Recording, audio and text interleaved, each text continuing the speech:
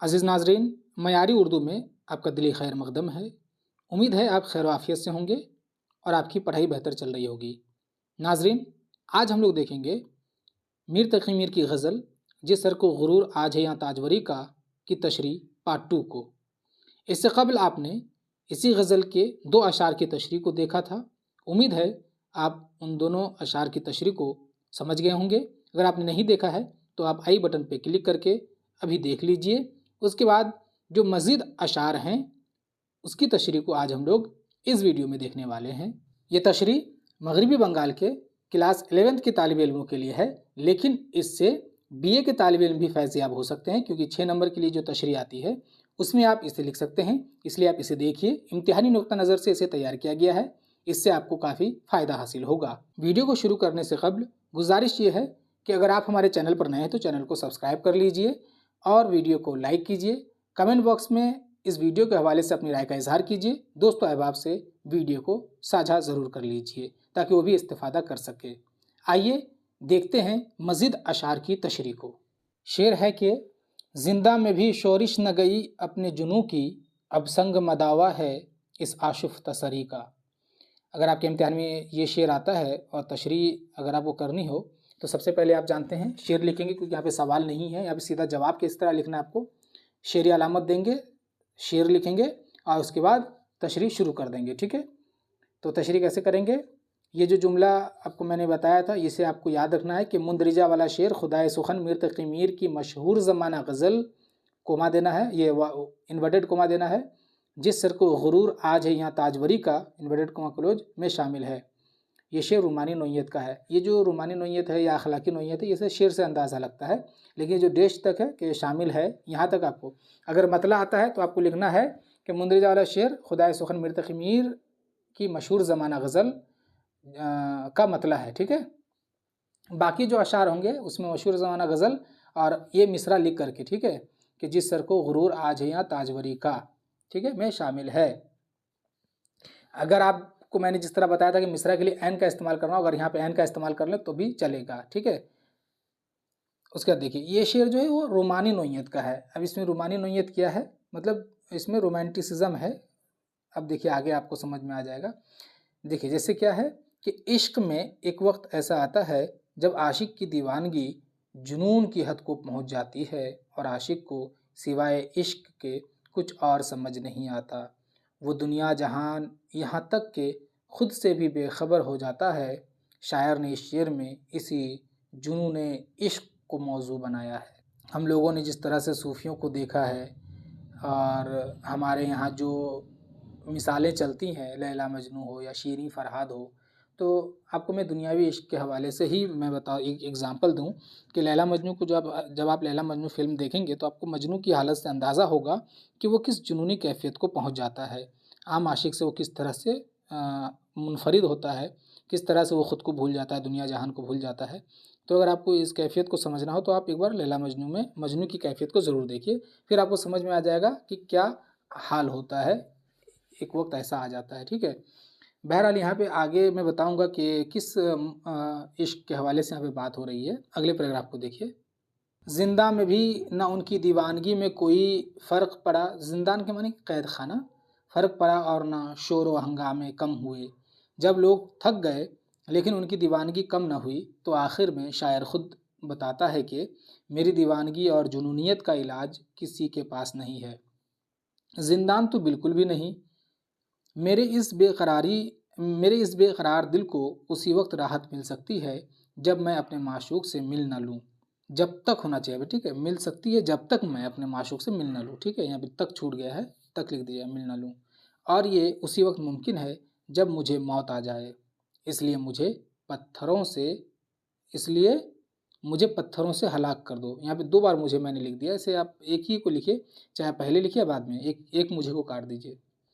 तो यहाँ पे अब आपको समझ में आ जाना चाहिए कि ये मीर तक़ी मीर जो है किस इश्क के हवाले से बात कर रहे हैं। यहाँ पे इश्क हकीकी की तरफ इशारा है। देखिए शायर जो है वो अल्लाह के इश्क में बेकरार है। और देखिए जब भी हम लोग इश्क करते हैं किसी भी चीज़ से तो उसको पाने के लिए हम लोग बेकरार होते हैं। कोई अपनी ज़िंदगी में कुछ बनना चाहता है, किसी को आईएएस बनना है, तो को उसका जो सपना है आईएएस बनना, यही उसका इश्क है। जब तक वो आईएएस बन ना जाए तब तक उसको चैन नहीं मिल सकता है। या किसी का सपना होता है कि कोई घर बनाना है, जब तक वो बना ना ले तब तक उसको चैन नहीं मिलता है, यही उसका सपना है।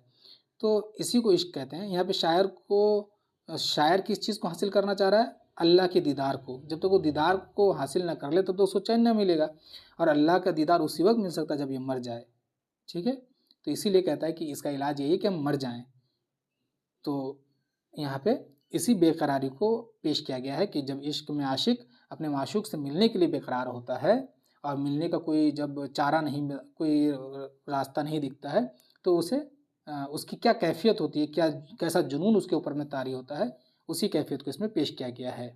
इसमें अगर आपको कोई शेर ऐड करना हो इसी मफहूम का, तो आप सिराज औरंगाबादी के इस शेर को ऐड कर सकते हैं। आप इसके आगे इस तरह लिख सकते हैं कि सिराज औरंगाबादी ने इस मजमून को इस अंदाज में लिखा है कि खबर तहयुर इश्क सुन, न जुनू रहा न परी रही, न तो तू रहा न तो मैं रहा, जो रही सो बेखबरी रही। इससे क्या होगा कि और वज़नदार हो जाएगा। अगर लफ्ज़ ज़्यादा ना हो तो आप इसे लिख दीजिएगा, अगर ज़्यादा हो जाए तो मत लिखिएगा। ठीक है, अब इसके बाद दूसरे शेर की तशरीह को देखते हैं। अच्छा, इससे पहले सिराज औरंगाबादी का जिक्र आया तो मैं बता दूं कि सिराज औरंगाबादी पर जुनूनी कैफियत तारी होती थी। ठीक है, ये रात में निकल पड़ते थे एकदम पागल होकर के, जो है ना, दरगाहों में कहीं कहीं जंगलों में घूमने निकल पड़ते थे अल्लाह के दीदार के लिए। पागलपन जैसा उस पर सवार होता था, तो उसको जंजीरों में बांध करके रखा जाता था। आपको मैं बता दूं ये आलम था उसके साथ भी। तो उसी जुनूनी कैफियत को आप यहाँ समझ सकते हैं। जब सिराज को जंजीरों में बांध दिया जाता था तब भी उसके जुनून में कोई कमी नहीं आती थी, क्योंकि उसके अंदर जो है ना, जब अल्लाह से मिलने का जो जुनून है, वो चाहे आप जंजीर में बांध दीजिए या कहीं पे भी बांध दीजिए, वो कम नहीं होने वाला है जब तक वो मिल ना ले। तो वही आलम है यहाँ पे दुनिया में भी ले सकते हैं। जिसे जिस चीज़ की चाहत होती है, जब तक उसे वो हासिल ना कर ले तब तक वो चैन से नहीं बैठता है। तो इसी को इसमें बयान की है मिर्तकी मीर ने। अगले शेर की तशरीह को देखिए। अगला शेर ये है कि अपनी तो जहाँ आँख लड़ी फिर वहीं देखो, आईने को लपका है परेशान नज़री का। अब ये शेर अगर आ जाए तशरीह के लिए तो आपको सबसे पहले शेर अलामत, फिर ये शेर लिखना है, उसके बाद आपको तशरीह शुरू करनी है। तो जैसा कि आप जानते हैं हमारा जो तकिया कलाम है उसे पहले देखते हैं क्या है। मुंदे वाला शेर खुदाए सुखन मिर्तकी मीर की मशहूर ज़माना गज़ल जिस सर को गुरूर आज है या ताजवरी का में शामिल है। इस शेर में शायर ने वफादारी को मौजू बनाया है। उसके बाद फिर पैराग्राफ चेंज करेंगे। ठीक है, यहाँ तक आप समझ गए। ये देखिए, मैं हर शेर में अलग अलग जुमला ले सकता हूँ, लेकिन फिर आपको याद करने में परेशानी होगी। मैं इसीलिए हर शेर में वही जुमला इस्तेमाल कर रहा हूँ, क्योंकि आपको तो एक ही शेर की तशरीह पेश करनी है मिर्तकी मीर की, तो आपको ऐसे जुमले को याद करना जो हर शेर में फिट हो जाए। इसीलिए मैं इस तरह का जुमला लिखता हूँ, ये आपके लिए फ़ायदा बख्श होगा। ठीक है, तो अच्छा, इस शेर में क्या मौजू बनाया है? वफादारी को। ठीक है, वफादारी को मौजू बनाया। अब आगे देखिए किस तरह से, पैराग्राफ चेंज करके। शायर कहता है कि हमारी एक बार जिससे आंख लड़ गई फिर उसको हासिल ज़िंदगी समझते हैं, यानी ज़िंदगी का हासिल वही है, यानी कि ज़िंदगी में और कुछ नहीं है उसके अलावा। उसी से आंख मिलाते हैं, उसी को देखते हैं, हर किसी से आंख लड़ाना हमारा शेवा नहीं है। शेवा माने बोलते हैं ना कि हमारी आदत नहीं है। ये चस्का तो आईने को है कि वो हर किसी को देखता है। शायर ने सनत हुस्न तालील से काम लिया है, आईना के सामने जो जाएगा वो उसको उसकी सूरत दिखाएगा। देखिए यहाँ पे क्या है, बात यह है कि शायर कह रहे हैं कि मैं जिसे एक बार पसंद कर लेता हूँ, मैं उसके अलावा किसी और को पसंद नहीं करता। अब अगर आप इश्क के मामले में सिर्फ इस चीज़ को ले लें कि अगर आपको कोई पसंद आ गई है या आ गया है, तो आप क्या करेंगे, उसके अलावा किसी को नहीं देखेंगे। इसको अंग्रेज़ी में लॉयल्टी कहते हैं। ठीक है, पॉजिटिवनेस। तो शायर कहता है कि हम हर 2 दिन 4 दिन में दूसरे को नहीं देखते रहते हैं, क्योंकि मुझे पसंद है वफादारी। ठीक है, गद्दारी पसंद नहीं है। शायर कहता है कि ये जो गद्दारी करना है, ये जो इधर उधर तकना है, दूसरों को देखना है, ये किसकी आदत है? ये आईने की आदत है। क्यों? क्योंकि आईना क्या करता है, हर किसी को देखता रहता है। अब यहाँ पे मैंने लिखा है कि शायर ने हुस्न तालील का इस्तेमाल किया। हुस्न तालील का इस्तेमाल इसलिए, देखिए, हुस्न तालील कहते हैं ऐसी सनत को, आप सनत को आगे चल के समझेंगे, इसे आप याद कर लीजिए, बस ये आपके लिए काफ़ी है, याद कर लें। बस फिर भी समझाता हूँ। शेर में ऐसी चीज़ों का इस्तेमाल करना जो कि खूबी को बढ़ा देते हैं। अब हुस्न तालील क्या है, यानी कि कोई ऐसी वजह बयान करना जो कि हकीकत में नहीं है। अब देखिए, जैसे आप आईने के सामने खड़े होंगे तो आईना आपका चेहरा दिखा देगा, वो देखता नहीं है, वो आपको आपका चेहरा दिखा देता है, ये उसका काम है। लेकिन शायर क्या कहता है कि वो दूसरे को देखता है, ये शायराना वजह है, ठीक है, शायराना इल्लत है, शायर की अपनी वजह पैदा करता है, साइंटिफिकली ये प्रूवन नहीं है। तो जो चीज़ साइंटिफिकली नहीं है, शायर खुद से कोई वजह बताते हैं, उसको बोलते हैं सनत हुस्न तालील। जैसे एक और शेर है ना वो कि ज़लज़ला यूं ही ज़मीन पे आते नहीं, कोई दीवाना तहे खाक तड़पता होगा, कि ज़लज़ला आने की वजह क्या है, कोई दीवाना जो है ज़मीन के अंदर तड़प रहा होगा, इसकी वजह से वो ज़लज़ला आ रहा है। या वो शेर है कि सब कहाँ कुछ लाला उगुल में नुमाया हो गई, खाक में क्या सूरतें होंगी कि पिन्हा हो गई। इस तरह से कि ये जो लड़कियां मरती हैं, खूबसूरत चेहरा वाली लड़कियां मरती है, वो फूल बन करके ऊपर आ जाती है, ये वजह नहीं है, लेकिन शायर ने वजह बयान कर दी है, तो इसी को कहते हैं हुस्न तालील। तो मीर तकी मीर ने इस शेर में हुस्न तालील का इस्तेमाल किया है कि आईना देखता नहीं है, दिखाता है, लेकिन शायर कहता है कि आईने की आदत है कि वो दूसरे दूसरे को देखता रहता है। जैसे मान लीजिए घर में आईना है, तो उसमें आज कोई लड़की अगर चेहरा देख रही है तो कल दूसरी कोई लड़की देखेगी, फिर तीसरी कोई लड़की देखेगी। तो भाई जो जो आईने के सामने जाएगा आईना तो उसको चेहरा दिखाएगा, लेकिन शायर कहता है कि नहीं, आईना चेहरा दिखा नहीं रहा, देख रहा है। बहरहाल, तो आईने की आदत ख़राब है, वो दूसरों को देखता है। मीर तकी मीर की आदत ख़राब नहीं है। मीर तकी मीर जो है यानी आशिक जो है, आशिक की जो आदत होनी चाहिए, आशिक की शान ये है कि वो सिर्फ एक को देखता है, वो है माशूक। ठीक है, आगे देखिए। शायर ने उसकी सूरत दिखाने को देखने और उसकी खुसूसियत को चस्के से ताबीर किया है। असल में शायर बताना चाहता है कि अगर कोई अपने माशूक के अलावा किसी और को भी हसरत भरी निगाह से देखता है तो वो आशिक हो ही नहीं सकता, क्योंकि आशिक को सिवाय अपने माशूक के और कोई अच्छा नहीं लगता है।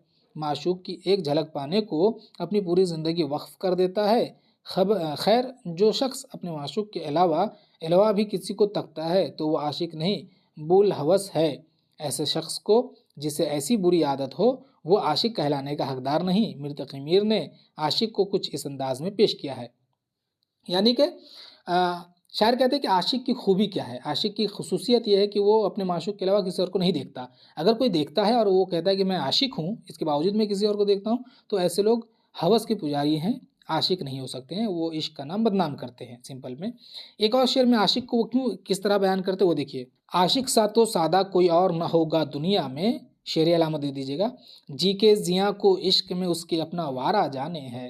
यानी कि आशिक इतना सादा आदमी होता है कि माशूक के लिए अपने आप को बर्बाद कर देना भी क्या समझते हैं, उसको कामयाबी समझते हैं। ये आशिक का शेवा है, ये आशिक की खुसूसियत है।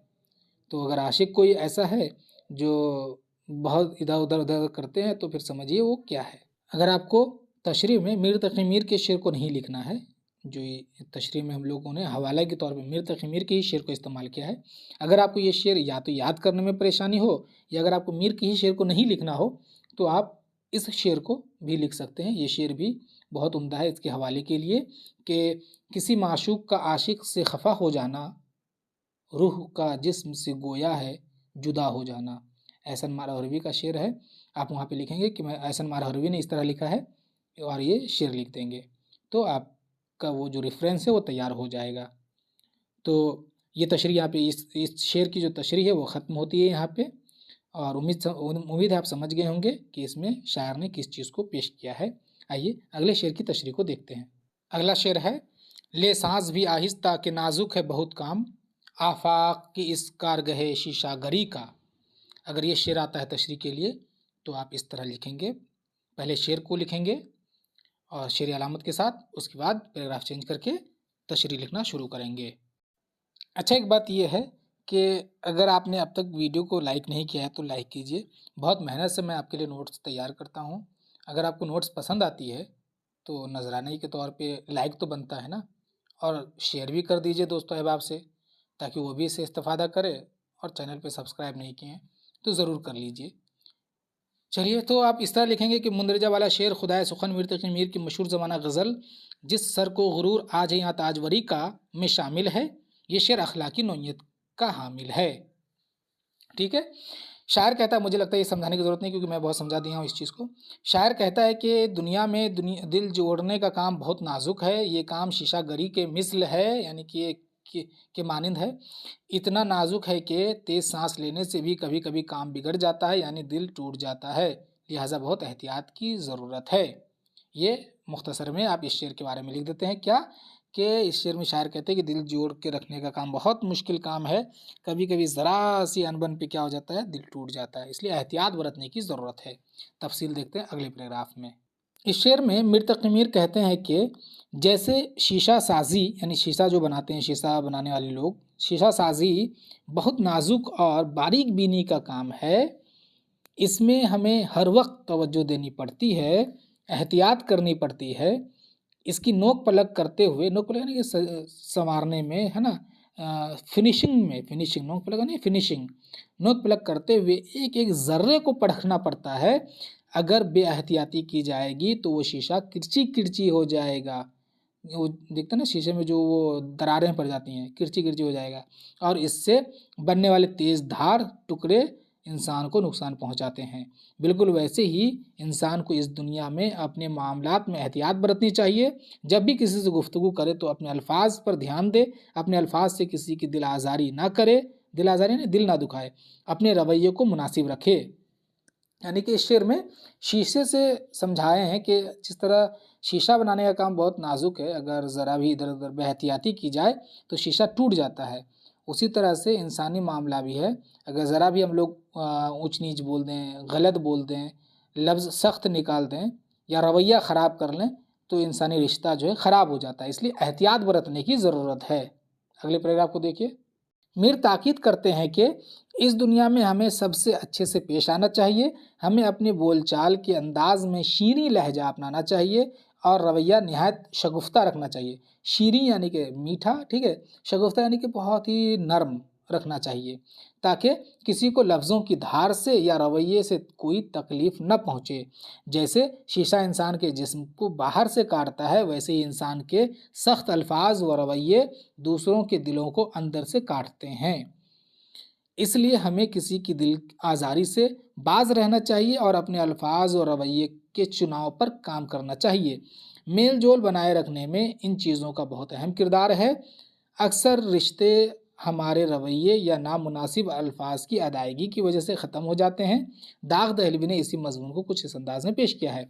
मीर कहते हैं कि देखिए, ये बहुत ही अहम चीज़ है, क्योंकि जो रिश्ते हैं वो आप देखेंगे इंसानी रवैया या अल्फाज की वजह से, हम जो बोलते हैं या रवैया करते हैं दूसरों के साथ, इसी वजह से नए रिश्ते बनते हैं या पुराने रिश्ते जो वो टूट जाते हैं। तो इसीलिए हमें चाहिए कि अल्फाज की अदायगी और जो रवैये का इंतखाब वो बेहतर तरीके से करें, क्योंकि जिस तरह शीशा इंसान को बाहर से काटता है, अल्फाज और रवैया इंसान को अंदर से काट देता है, कमज़ोर कर देता है, तोड़ देता है। तो हमें चाहिए कि हम आपसी गुफ्तगू में, आपसी मामलात में अच्छे रवैये और अच्छे अल्फाज का इस्तेमाल करें, ताकि हमारा जो रिश्ता है वो मजबूत रहे, ना कि पुराना मजबूत रिश्ता कमज़ोर हो जाए। तो अल्फाज और रवैये पे काम करना चाहिए, मेहनत करनी चाहिए। अब इसी मजमून को दाग दहलवी ने किस अंदाज में पेश किया है उसे देखिए, ठीक है, अगले पैराग्राफ में है। जो सख्त बात सुने दिल तो टूट जाता है, जो सख्त बात सुने दिल तो टूट जाता है, इस आईने की नज़ाकत किसी को क्या मालूम। इस आईने यानी कि दिल की नज़ाकत जो है, दिल बहुत नाजुक चीज़ है, इसीलिए हमें दूसरों के साथ जब भी रवैया या अल्फाज या गुफ्तगू करनी हो, हमें बेहतर तरीके से पेश आना चाहिए, ताकि किसी की दिल आज़ारी ना हो, किसी का दिल ना टूटे, और अगर दिल नहीं टूटेगा तो रिश्ता भी नहीं टूटेगा। तो मीर तकी मीर के इस शेर में यही पैगाम था। आखिरी शेर की तरफ हम लोग बढ़ते हैं, जो कि मक्ता है। मक्ता में क्या है देखते हैं। टुक मीरे जिगर सोख्ता की जल्द खबर ले, क्या यार भरोसा है चरागे सहरी का। अगर ये मक्ता आ जाए आपके इम्तिहान में तो आपको इस तरह से तशरीह करनी है। सबसे पहले शेर अलामत, फिर शेर कोट करना है बीच में, उसके बाद पैराग्राफ चेंज करके आपको लिखना है। पहला पैराग्राफ, मुंदरजा वाला शेर, खुदाए सुखन मीर तकी मीर की मशहूर ज़माना गज़ल, जिस सर को गुरूर आज है यहाँ ताजवरी का मक्ता है। यहाँ पे का 2 बार आ रहा है, तो इसको आप लोग को 2 बार ही लिखना है, क्योंकि ये जो इन्वर्टेड कोमा के अंदर में का है वो मिसरा का है, और जो बात का है वो जुमले को जोड़ने वाला का है, ठीक है। तो ताजवरी का मक्ता है, जिसमें मीर ने दिल पज़मुर्दा का हाल बयान किया है। दिल पज़मुर्दा यानी कि कमज़ोर दिल, बेकरार दिल, है ना, तो बेहाल दिल जो होता है, बर्बाद दिल, उसके हाल को बयान किया है। शायर का दिल महबूब के गम में सहरी के चराग के मानिंद हो गया है कि किसी भी वक्त उसके दिल की धड़कन रुक सकती है।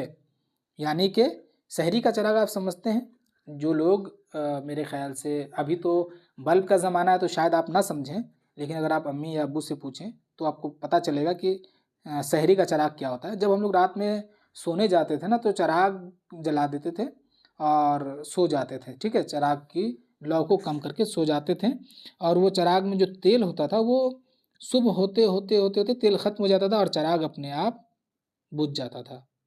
तो चरागे सहरी यानी कि सुबह में जब चिराग बुझने ही वाला होता है उसको चरागे सहरी बोलते हैं। और चूंकि तेल खत्म हो जाएगा तो चिराग कभी भी बुझ जाएगा, क्योंकि तेल ही तो नहीं है उसके अंदर। तो शायर का भी हाल ऐसे ही हो गया कि बर्दाश्त तो अब बचा ही नहीं है, बर्दाश्त बची नहीं है। तो जब बर्दाश्त ही नहीं बची है तो वो बचेगा कैसे वो इंसान, कभी भी उसकी दिल की धड़कन रुक सकती है। तो ये मामला है। आगे देखते हैं तफसील। इस शेर में शायर कहते हैं कि उनकी ज़िंदगी में रंजो मलाल के सिवा कुछ भी नहीं। उन्होंने बचपन से ही दुखों और तकलीफ़ों का सामना किया है। कम सिनी में उन पर इतने मसाइब, मुसीबत की जमा है, मसाइब गिर गए कि उन्होंने सारी ज़िंदगी रो रो कर गुजार दी। अब वो महबूब से मुखातिब होकर कहते हैं कि जब से मेरा महबूब मुझसे बेरुखी बरत रहा है, मेरे एहसासात को बेदर्दी से मजरूह कर रहा है, मजरूह यानी कि ठेस पहुंचा रहा है। मैं हंसना भूल गया हूँ, मैंने खुशी के 2 पल नहीं गुजारे और मैंने तमाम उम्र रोकर ही गुजार दी। महबूब ने मुझे कितनी ही बार अपने दर से ठुकरा दिया है। शायर शिकायत कर रहे हैं महबूब से। और देखिए गज़ल में ये बहुत आम चीज़ है, अपने महबूब से शिकायत करना, ठीक है। ये भी कर रहे हैं, ये कह रहे हैं कि मेरी ज़िंदगी जो है शुरू से लेकर के अब तक तो ज़ाहिर सी बात है तकलीफ़ों में, मीर की ज़िंदगी देखेंगे तो शुरू से लेकर के जब वो पैदा हुए तो कुछ ही साल के बाद पैदा हुए, उसके बाद वालिदा का इंतकाल, फिर वालिद का इंतकाल, फिर जाकर के चचा की बेमुरवती, भाई की बेमुरवती, ज़माने की बेमुरवती, मतलब उनकी ज़िंदगी जो है ना दर्द व गम से भरी हुई थी। तो ये कह रहे हैं कि मेरी ज़िंदगी तो ऐसे ही दर्द व गम से भरी हुई है, लेकिन मैंने जिससे मोहब्बत की वो भी इस कदर बेमुरवत है कि मुझे हमेशा ठेस पहुँचाता है, कभी मेरी परेशानी को नहीं समझता है। कभी ऐसा नहीं हुआ है कि मेरी तबीयत के बारे में पूछ लिया, तो मैं हंसना भी भूल गया हूँ। तो ये शिकायत मीर तकी मीर अपने महबूब से कर रहे हैं। अगले पैराग्राफ को देखिए। मैं अब सितम सहते सहते निढाल हो गया हूँ, वो अब मेरे हाल पर इतना रहम खाए कि मेरी हालत ज़ार यानी कि बेहाल हालत जो है, हालत ज़ार को देख ले कि क्या पता अब मेरा दिल दुख सहते सहते दम तोड़ दे। ये ना हो कि तुम देर कर दो और फिर तुम्हें ये मौका न मिल सके। मीर ने इस शेर में खुद को चरागे सहरी से तशबीह दी है, तशबीह यानी मिसाल दी है।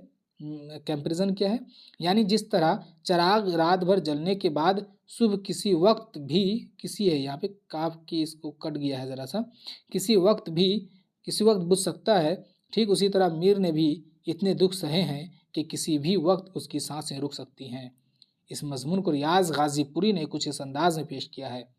तो मैंने पहले ही बताया है कि इस शेर में शायर अपने महबूब से शिकायत कर रहा है और कह रहा है कि चराग की तरह, सहरी के चराग की तरह मेरा भी दम कभी भी टूट सकता है, यानी कि बर्दाश्त नहीं है और परेशानी सहते सहते बर्दाश्त ख़त्म हो चुकी है, यानी कि कभी भी सांसें रुक सकती हैं, इसलिए देर मत करो, आकर के मिल लो। अब देखिए रियाज गाज़ीपुरी ने इस शेर को किस तरह लिखा है, अगले पैराग्राफ में है स्लाइड में। अभी दर्द दिल में कमी कहाँ, अभी चार अगर की तलाश है, मेरी ज़िंदगी है वो शाम गम कि जिसे सहर की तलाश है। इसे आप लिखेंगे, यहाँ पे आपकी तशरीह ख़त्म हो जाएगी। तो नाजरीन, आपके निसाब के मुताबिक इस गज़ल की तशरीह को पेश कर दी गई है। तमाम अशार 6 अशार आपके निसाब में शामिल थे, तमाम 6 अशार की तशरीह कर दी गई है। अगर आपको ये तशरीह पसंद आई है तो आप वीडियोज़ को लाइक कीजिए, अपने दोस्तों अहबाब से साझा कीजिए, चैनल पर नए तो चैनल को सब्सक्राइब कर दीजिए। अब जो है जिगर मुरादाबादी की गज़लें हैं, सॉरी एक ही गज़ल है और उसमें 6 अशार हैं शायद, तो उन अशार की तशरीह हम लोग अगली वीडियोज़ में देखेंगे। जब तक के लिए आप इजाज़त दीजिए, अल्लाह हाफिज़।